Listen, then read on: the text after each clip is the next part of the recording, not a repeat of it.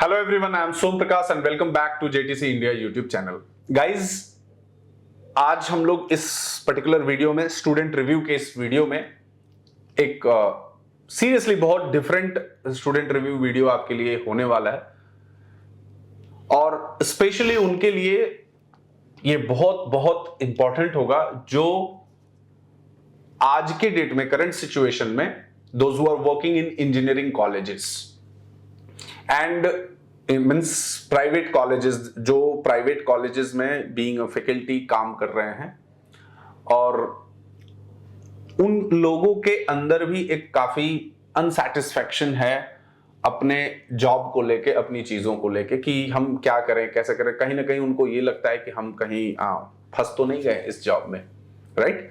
तो आज हम लोग जिनसे मिलने वाले हैं ये एक इंजीनियरिंग कॉलेज में as an professor, assistant professor, जो भी आप बोल लीजिए, उसके पोजीशन पे थे, काम कर रहे थे and for a long time he was working there. Then after he added JTC and then he is now placed in a big organization, big MNC, and then हम लोग इनके पूरे अभी तक के जर्नी को समझेंगे इस वीडियो में कि क्या कैसे कैसे किस तरह से कर सकते हैं। So hello Arjun, how are you? I'm well, see you. Right. So Arjun, आज जो है जो आपकी जर्नी रही है जी sir, from 2011 to till now and उसके पहले, करेक्ट। इसको हम लोग थोड़ा सा समझेंगे एंड देखेंगे।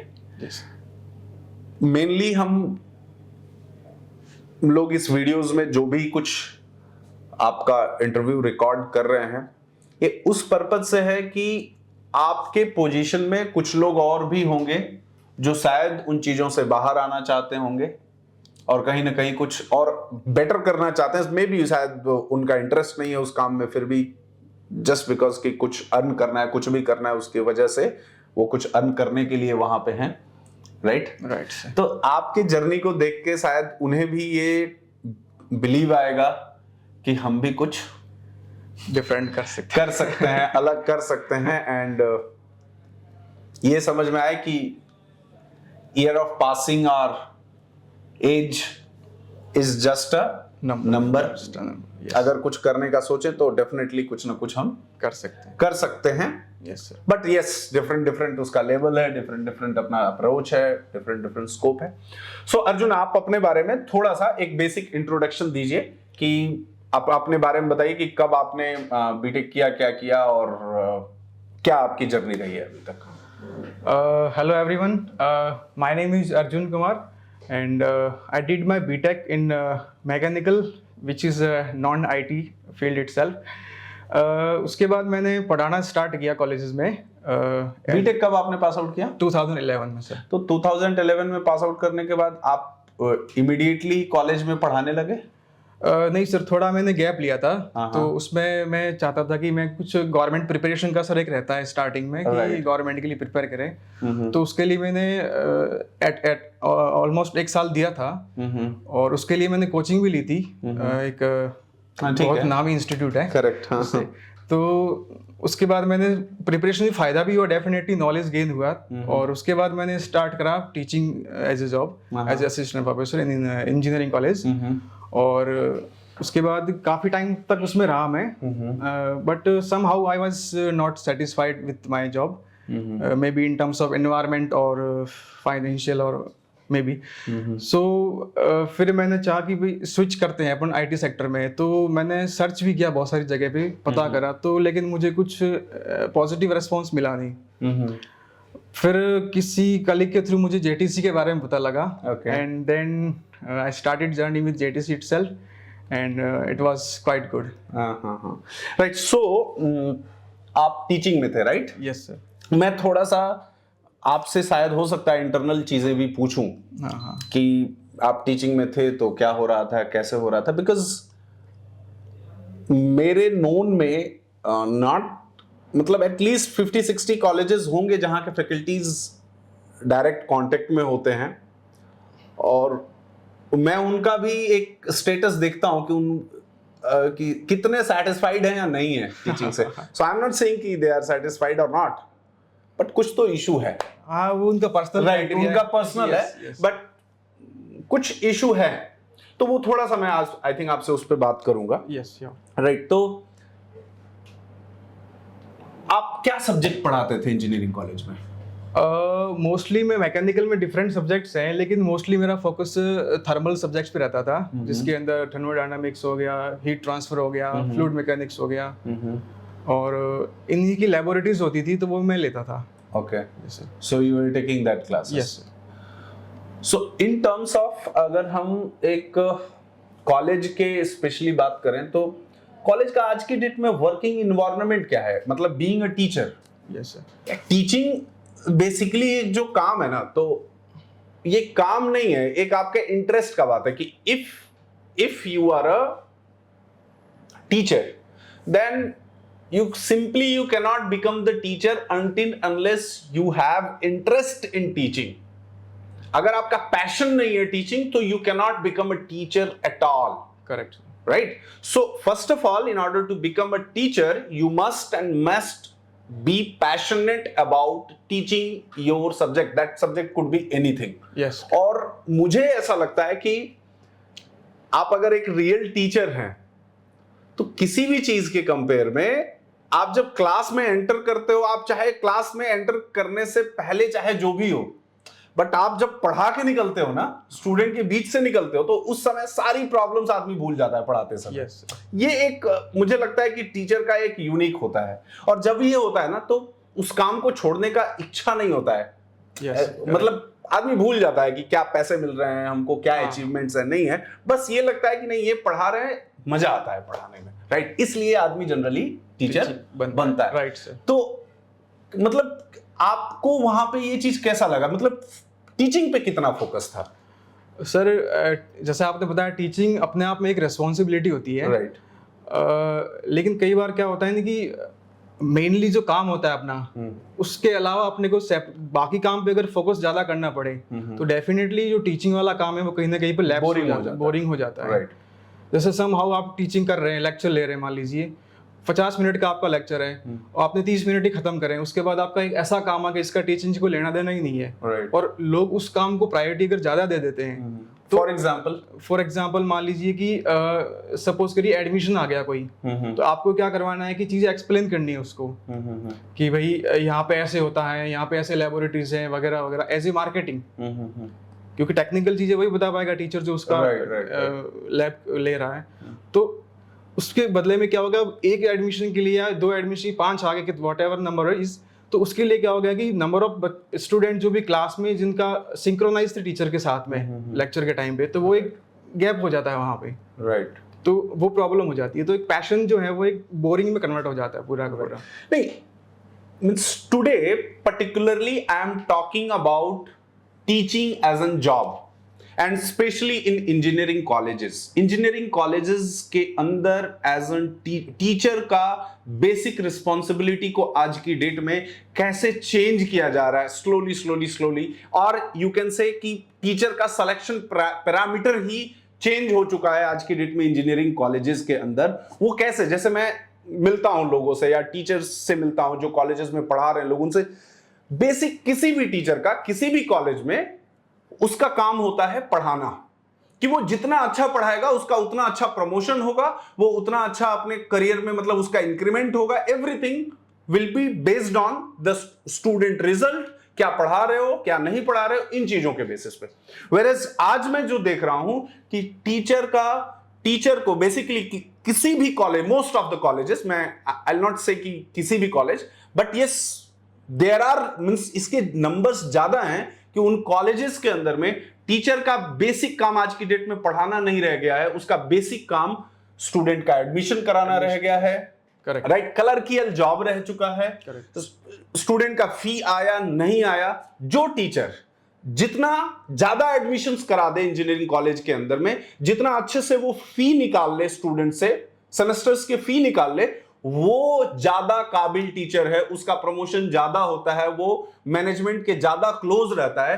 वेयरएज एज इन कंपेयर की जो टीचर बहुत अच्छा है पढ़ाने में, उसको शायद आज के डेट में मैनेजमेंट उतना वैल्यू नहीं देता। उसको लगता है कि ये जो काम है ये तो मैं किसी से करवा लूंगा, पढ़ाने वाला काम मैं किसी से करवा लूंगा, सब्जेक्ट तो सेम है, उसको पढ़ाया जा सकता है किसी से भी। वेयरएज जो एडमिशन वाला काम है, जो बिजनेस लाने का काम है, वो सारे टीचर्स नहीं कर सकते हैं। और इसकी वजह से आज की डेट में बहुत सारे इंजीनियरिंग कॉलेजेस खत्म हो रहे हैं, स्टूडेंट है नहीं, बिकॉज क्वालिटी ऑफ एजुकेशन वहां पे है नहीं, और टीचर जो वहां पे कर रहे हैं वो किसी तरह से अपना टाइम पास कर रहे हैं कि चलो किसी तरह से यहां से निकल जाए, बिकॉज जो उनके एफर्ट्स हैं उनको मैनेजमेंट कोई वैल्यू देता नहीं है, उनके पढ़ाने के एफर्ट को कोई मैनेजमेंट वैल्यू देता नहीं है। और अगर वो अपने मैनेजमेंट से पढ़ाने की बातों पे बात करते हैं कि हम स्टूडेंट के क्वालिटी ऑफ एजुकेशन को कैसे इंप्रूव करें, इन चीजों को कोई सुनता नहीं है वहां पे, राइट। तो ये एक बेसिक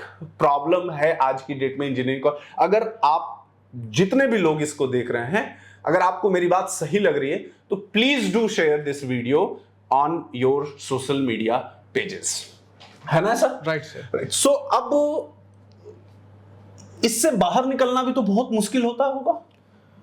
हाँ सर, क्योंकि एक रिस्पॉन्सिबिलिटी एज ए कंसिडर करते हैं स्टार्टिंग में, तो बच्चों का कैरियर जो है वो अपने अपने ऊपर पूरी रिस्पॉन्सिबिलिटी आ जाती है कि उनको पढ़ाना है, उनको सही चीज़ें बतानी है, उनको गाइडेंस देना है, राइट। लेकिन somehow as a human being भी तो होता है, तो उसको रिक्वायरमेंट्स होती है, बेसिक नीड्स होती है कुछ, कि भाई हमारा भी ग्रोथ हो, हमें प्रमोशन मिले, हमें कुछ हाँ, मतलब कहने का मतलब कि पैशन के अलावा आपके पर्सनल नीड भी तो हैं, पर्सनल नीड्स भी होते हैं, आपके फैमिली भी तो है, खर्चे भी तो हैं, भी तो होते हैं। अब पता चले हम खूब पैशन को फॉलो कर रहे हैं और हमको घर में बेसिक सर्वाइवल का बच्चे के फीस देने के लिए पैसा ना मिल पाए, राइट सर, या हम अपने क्वालिटी ऑफ लाइफ में डे बाय डे कॉम्प्रोमाइज कर रहे हैं, right sir. Being a teacher मुझे आज के डेट में एक बहुत बड़ी प्रॉब्लम ये दिखती है कि इनिशियल आप अपने करियर के राइट इन द बिगनिंग में एज एन टीचर आप बन गए किसी कॉलेज के अंदर, कहीं पे भी आप टीचर बन गए और 2 साल 4 साल आपने जॉब कर लिया, और अब आप चाहते हो कि अपना मेन स्ट्रीम में आ जाएं, किसी कंपनी में ज्वाइन कर लें, कहीं इंडस्ट्रियल कॉर्पोरेट को ज्वाइन कर लें, वो शायद आपके लिए ऑप्शन धीरे धीरे खत्म हो जाता है, and then you are bound to work in that particular environment. ऐसा है? Right sir, right. तो मतलब मुझे पर्टिकुलरली ये मेरा एक बहुत इंटरेस्टिंग टॉपिक है, yes. कि टीचर क्यों नहीं ग्रो करता है? सर क्योंकि एजुकेशन इंस्टीट्यूट जितने भी हो गए हैं आजकल, कॉलेज वगैरह मैक्सिमम, तो उनका प्राइम फोकस बिजनेस जो है वो एडमिशन पर ही हो गया है, राइट। तो नहीं, एडमिशन को बढ़ाने का जैसे कि इंजीनियरिंग कॉलेज के अंदर, किसी भी इंजीनियरिंग कॉलेज के अंदर, what is the best way to increase the admission? कैसे हो कि ज्यादा से ज्यादा लोग उस कॉलेजेस के अंदर एडमिशंस ले, राइट? मेरा ये मानना है कि एडमिशन ज्यादा से ज्यादा लेने के लिए आप अपने रिजल्ट्स अच्छे दो, आप प्लेसमेंट ज्यादा से ज्यादा करवाइए, प्लेसमेंट के स्टूडेंट के क्वालिटी पे फोकस करिए, कंपनीज को अप्रोच करिए जहां पे वो आए और आपके स्टूडेंट को ले जाएं। इससे अपने आप एडमिशन बढ़ेगा, किसी को बोलने की means you can put a lot of filters कि मैं 80% वाले को लूं। There are the colleges those who are putting the filters की I will be taking means lot of eligibility criterias they are having, whereas there are the colleges जिनकी कोई eligibility criteria है नहीं, बस आपके पास पैसे हैं, आओ एडमिशन ले लो और जी जाओ, राइट? तो एडमिशन बढ़ाने के ये ज्यादा बढ़िया तरीके हैं और लॉन्ग टर्म में आपको बेनिफिट देता है। वेयरएज ये एडमिशन के कराने के तरीके कि आप किसी कंसल्टेंट को पकड़िए, वो आपके लिए किसी रिमोट एरिया से स्टूडेंट्स को लेके आएगा, आपका कॉलेज में एडमिशन कराएगा, आप उसको कुछ पैसे दे दो, and this is happening across the education industry, definitely, right? Most of जगह यही हो रहा है। हाँ. और वो लोग क्या करते हैं कि उनका प्राइम फोकस शॉर्ट टर्म्स मतलब शॉर्टकट पे होता है।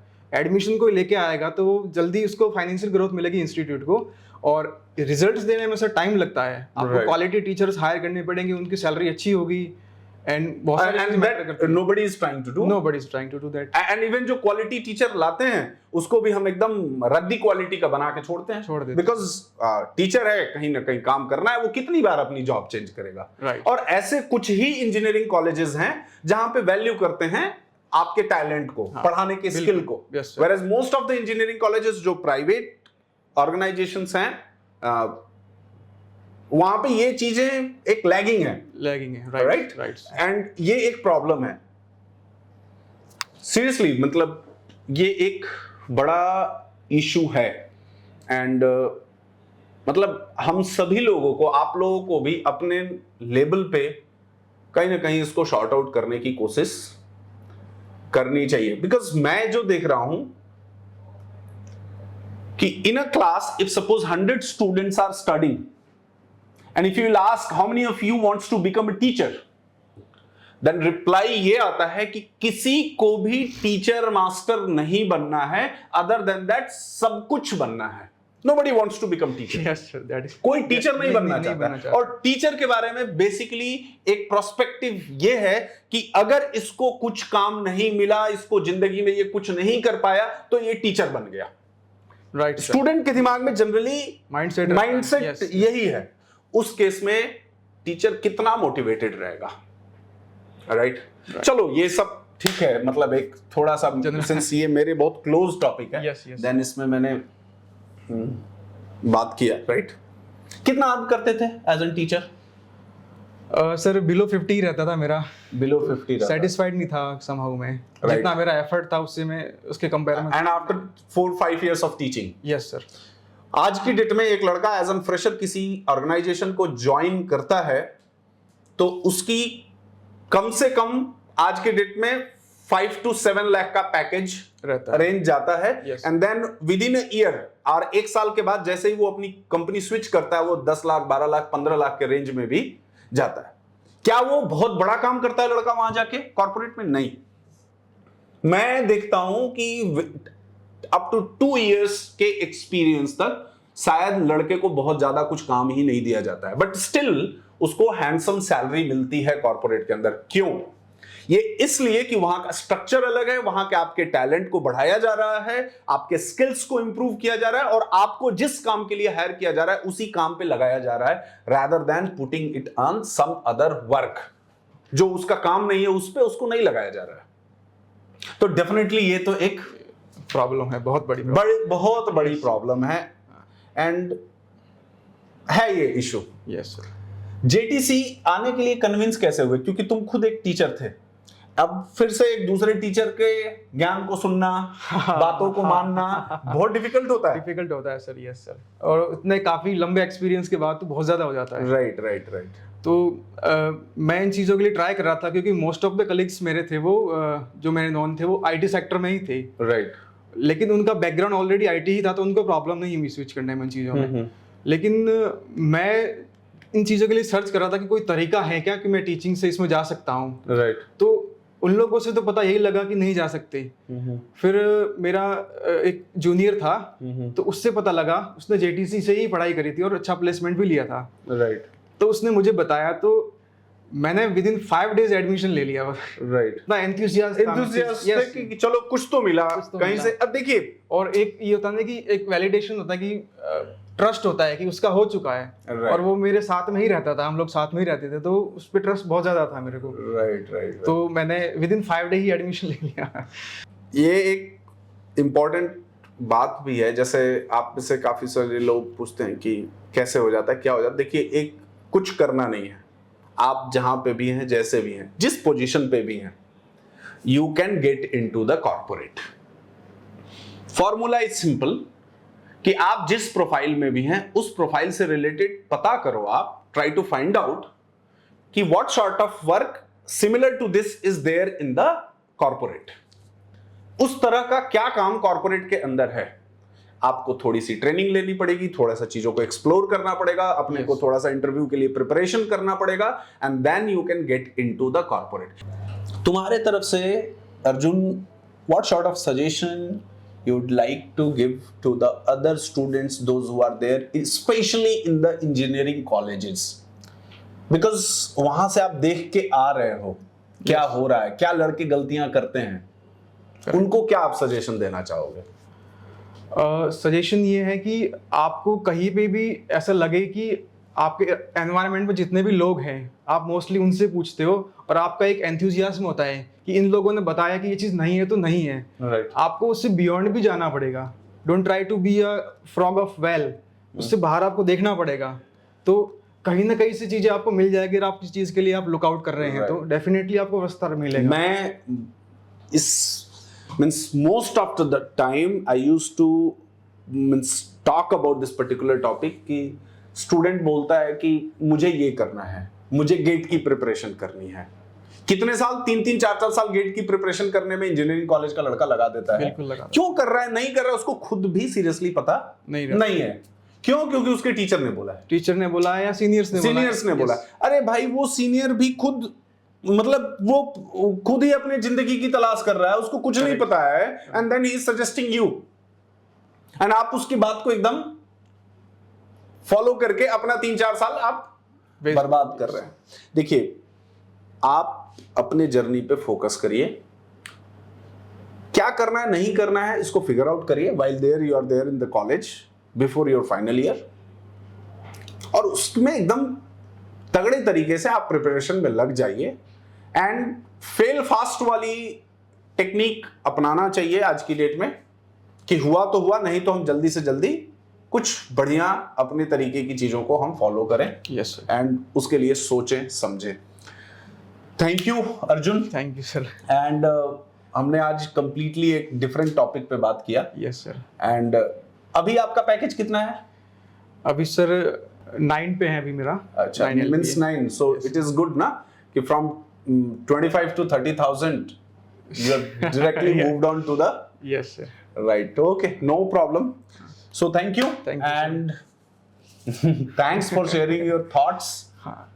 एक चीज में सर मैं बताना चाहूंगा। हाँ, बताइए। आप ये मत सोचिए कि आपके जो बैकग्राउंड में जितना भी आपने टाइम दिया है कहीं पे भी, तो आपका वेस्ट नहीं होगा सर, कहीं ना कहीं पे काम आएगा। 100%। जैसे मेरा बताता हूँ, मेरा टीचिंग में जो था, तो उससे मुझे एक चीज मिली कि मेरा किसी भी चीज को रूट से देखने की मेरी हैबिट हो गई थी, और सामने वाला जो वर्ड से बोल रहा है उसके अलावा भी वो क्या बताना चाहता है वो भी मेरे समझ में आ जाता है फटाफट से। तो डेफिनेटली मेरा एडवांटेज था उस चीज पे। ये बहुत सही चीज बताई कि बीइंग अ टीचर आपका लर्निंग एटीट्यूड बहुत बदल जाता है sir. Being as an student एक जो पढ़ता है और एक टीचर जो किसी काम को पढ़ता है, और उसके बहुत चेंज हो जाता है। उसके बाद अपने को उस पे कितना काम करना है वो अपने को पता रहता है, अपने आप को पता रहता है। Very good, so great. And मतलब सीरियसली बहुत अच्छा लगा आपसे आज मिलके एंड चीजों को देख के समझ के। Thank you sir. Right, and then okay, bye bye, take care. ठीक है, ऑल द बेस्ट।